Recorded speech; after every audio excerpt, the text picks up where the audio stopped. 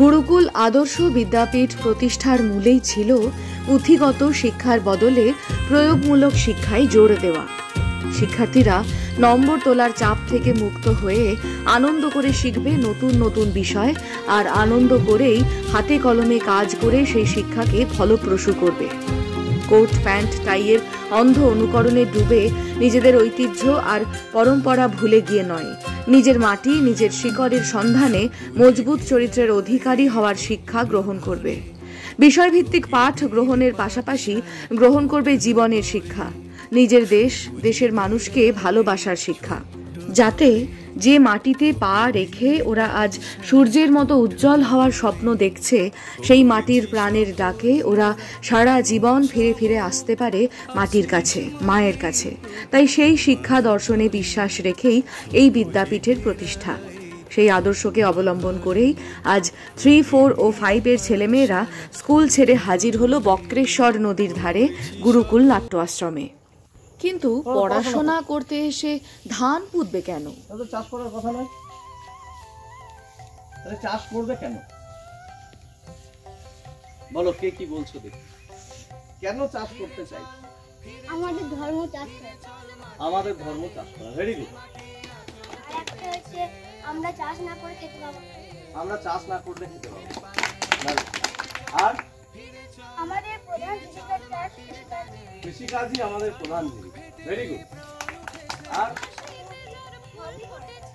বাহ বাহ। আচ্ছা, আর কেউ কিছু বলবে? বলো। চাষ না করলে আমরা খেতে পাবো না। চাষ না করলে আমরা খেতে পাবো। ঠিক। আর কেউ কিছু? তোমরা যা বলেছো একদম ঠিক বলেছো।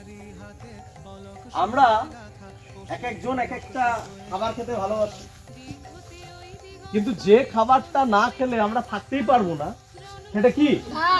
ভাত। ভারতবর্ষের প্রধান খাবার বা আমাদের বাঙালির প্রধান খাবার ভাত। ভাত কোথা থেকে আসে? চাল কোথা থেকে আসে? ধান কোথা থেকে আসে? ধান গাছ থেকে। ঠিক আছে? তো আমাদের সমস্যা হচ্ছে, যারা পড়াশোনা করে তারা চাষ করে না, আর যারা চাষ করে তারা পড়াশোনা করে। ঠিক আছে? কিন্তু আমরা এমন ভাবে বড় হব যাতে করে আমরা শুধু বইয়ে পড়বো না, যে তোমাদের বইয়ে আছে না কি করে বীজ থেকে অঙ্কুরোদ্গম হয়, তারপর সেখান থেকে গাছ বের হয়, তার কি করে ফুল হয়, তার কি করে ফল হয়, আছে তো? কিন্তু এ শুধু বইয়ে পড়লে হবে না, তোমাদের নিজে হাতে সেটা করে দেখতে হবে। 2 নম্বর বিষয় হচ্ছে এগ্রিকালচার বলে একটা সাবজেক্ট আছে, কৃষি বিজ্ঞান।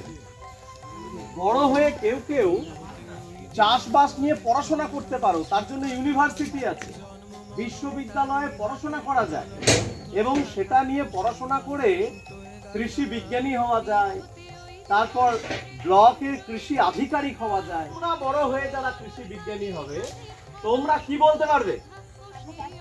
আমরা নিজে হাতে চাষ করেছি। 2 হচ্ছে, আমাদের পড়াশোনার মূল লক্ষ্য শুধু মুখস্থ করা নয়, সব ধরনের মানুষ আমাদের সঙ্গে যারা আছে, এই সমাজের প্রত্যেকটা মানুষের যে জীবন, সেই জীবনকে বোঝা। তাহলে আমরা তো নিশ্চিন্তে বাড়িতে ভাত খাই, কিন্তু একজন চাষি কত কষ্ট করে ওই কাদাতে ধান ফলাচ্ছে, সেই কষ্টটা তোমাকে করতে হবে, তবে তো তুমি বুঝবে যে চাষির কষ্ট কতটা। তখন তুমি যখন একটু ভাত নষ্ট করবে, তোমার কি মনে হবে? ইস, এই ধানটা ফলাতে একজন চাষিকে কত কষ্ট করতে হয়েছে, তাই না? তোমার মনে হবে আমার শরীর খারাপ, আমার জলে নামলে ঠান্ডা লেগে যাবে, এসব তো তোমার মনে হতে পারে। কিন্তু একজন চাষির মনে হলে সম্ভব তুমি আমি খেতে পাবো?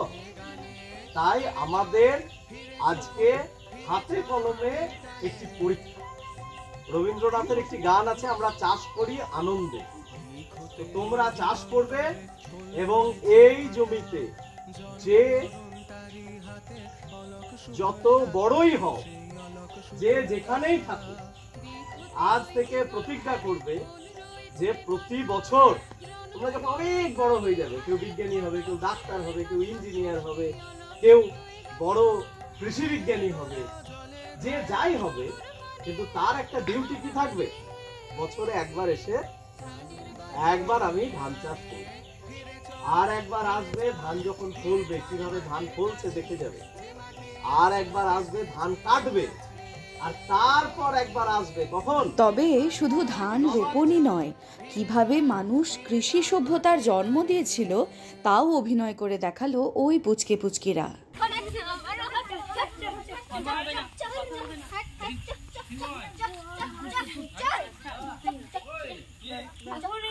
এখানে বেঁধে রাখি।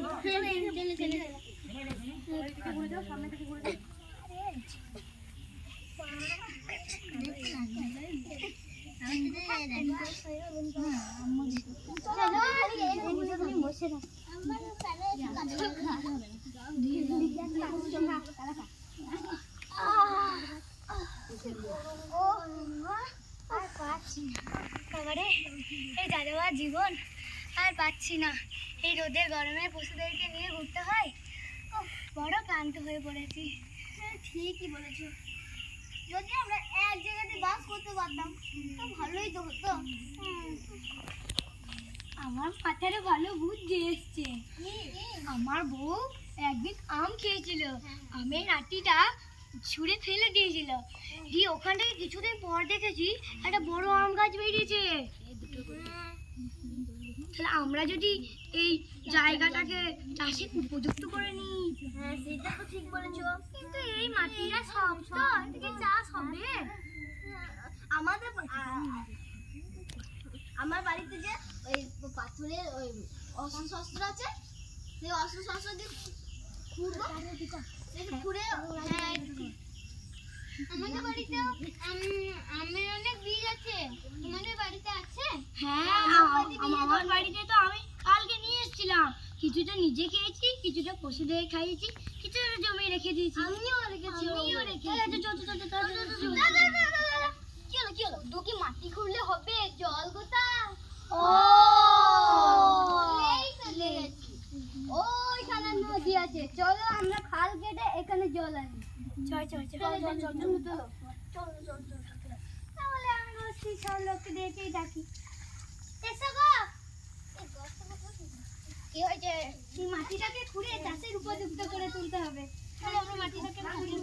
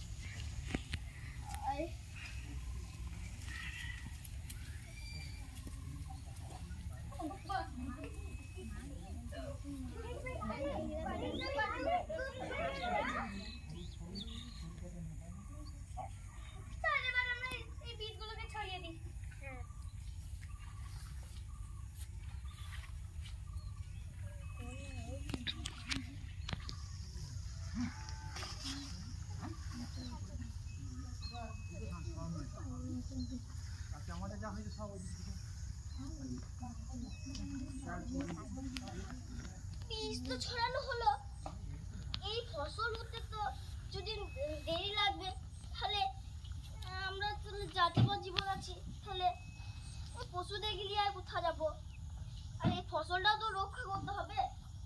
কি করবো? তাহলে আমি এই জমিটার পাশে একটা স্থায়ী বসতি করে তুলি। হ্যাঁ, তাহলে আমি ওদেরকে ডাকি এবং একটা বাড়ি তৈরি করি এইখানে, ঠিক আছে? ও এসো না, এসো দাঁড়িয়ে, এসো দাঁড়িয়ে, আমরা এই জমিটার পাশে একটা স্থায়ী বসতি করে তুলবো। হ্যাঁ, তাহলে তো ভালোই হবে।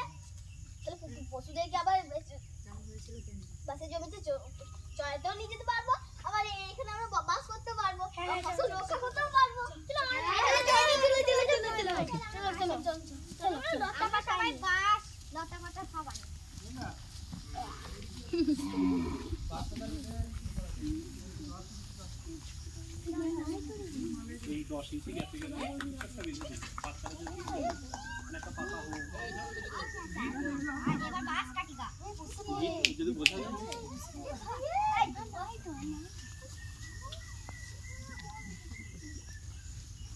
আর তারপর জেনে নিল ধান পোতার পদ্ধতির কথা। যেমন আম গাছ কি হয়, আম গাছটা মাটিতে পুঁতে দিই, গাছ বেরোয়, তারপর সেইটাকে তুলে নিয়ে গিয়ে আমরা গাছটা লাগাই, তাই না?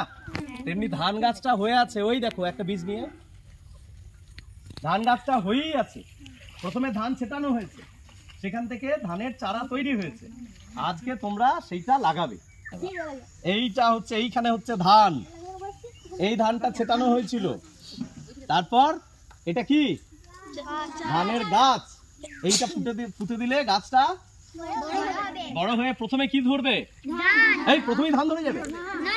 গাছের নিয়ম কি? প্রথমে কি ধরবে? ফুল, ফুলের পর আর তারপরেই দাদা ভাই দিদি ভাইদের সঙ্গে হাতে হাত মিলিয়ে আনন্দের গান গেয়ে শুরু হলো ধান পোতার কাজ।